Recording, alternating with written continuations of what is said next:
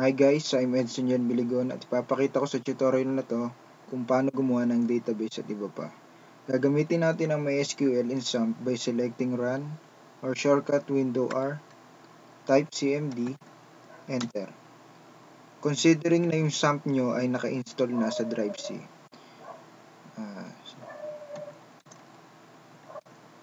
Just type cd XAMPP, then cd MySQL, cdbin, then MySQL root -p, enter, then enter. Ngayon, tuturo ko sa yung query sa paggawa ng database. Type create database, tapos yung pangalan ng database nyo.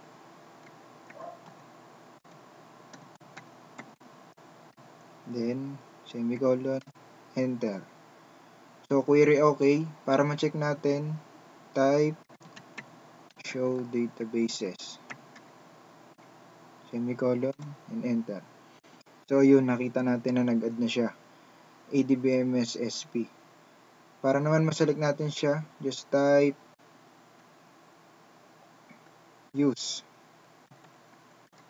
Then, pangalan, semicolon, enter. Okay na. Nakagawa na tayo ng database natin, kaya pwede na tayong gumawa ng table. Ito naman yung query sa paggawa ng table. Create table.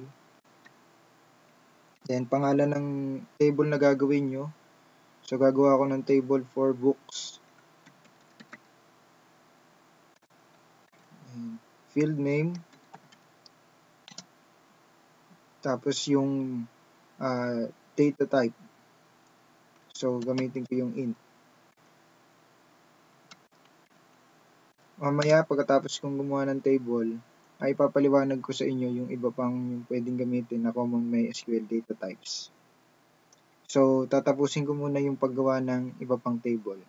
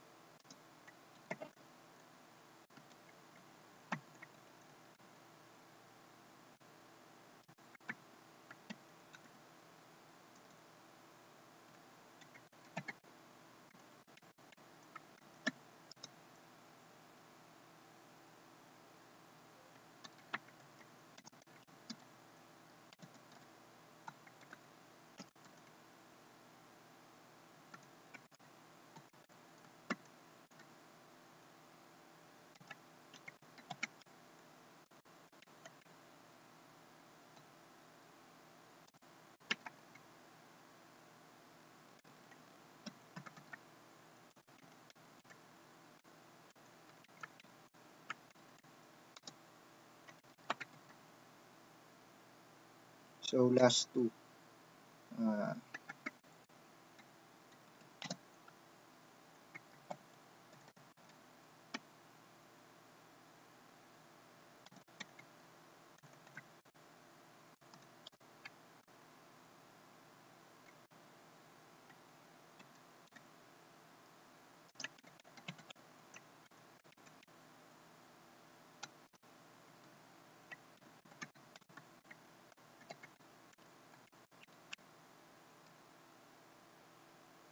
Now, last one.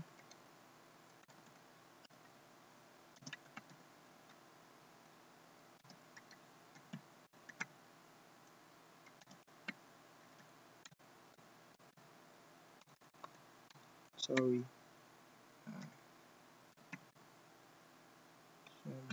ID.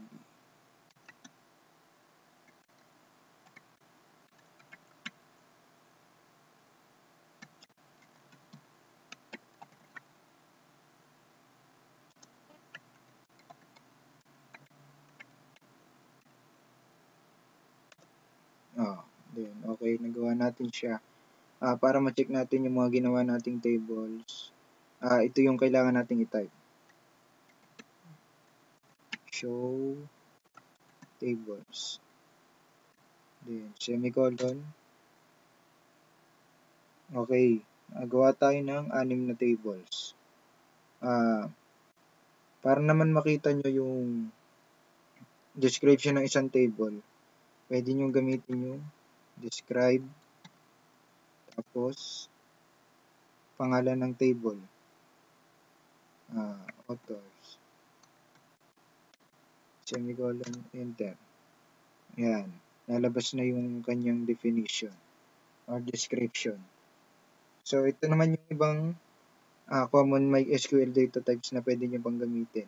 Yung ginamit ko kanina, yung int. So, yung int, para yun sa integer.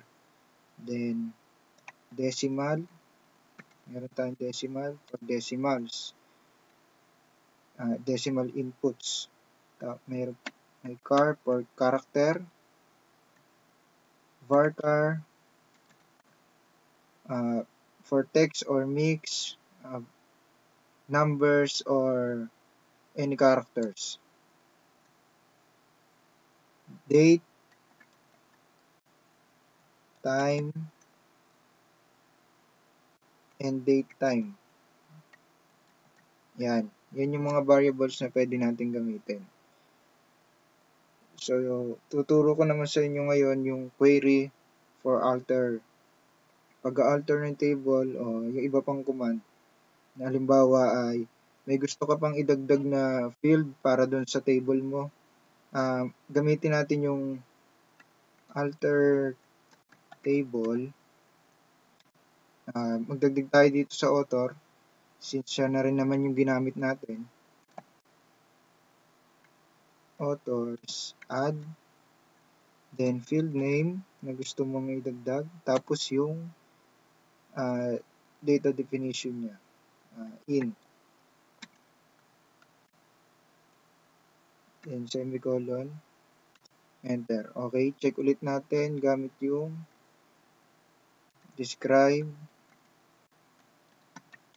authors. Yun, so nakita nyo nag-add siya ng isa pang field. Kung gusto nyo naman palitan yung pangalan ng field tsaka yung data definition niya at gusto nyo pang dagdagan yung kanyang sa integer, just type natin alter table authors change pangalan ng dati na nilagay nyo yung age, tapos yung ipapalit nyo, then data type, increase natin sa 10, then enter. Check ulit natin kung nagbago siya. Describe authors, semicolon, enter. Okay, kita natin nagbago siya. Nagtaas din yung sa type niya, which is int, naging 10 from 5.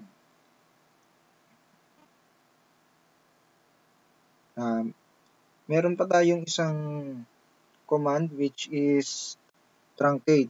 So, wala pa namang laman yung mga table natin, wala pa tayong ini-insert na record, kaya hindi natin siya magagamit. Pero yung truncate na yon ay ginagamit para mabura yung record na nalagay natin dun sa isang table. So, ito naman yung pagdadrop ng table.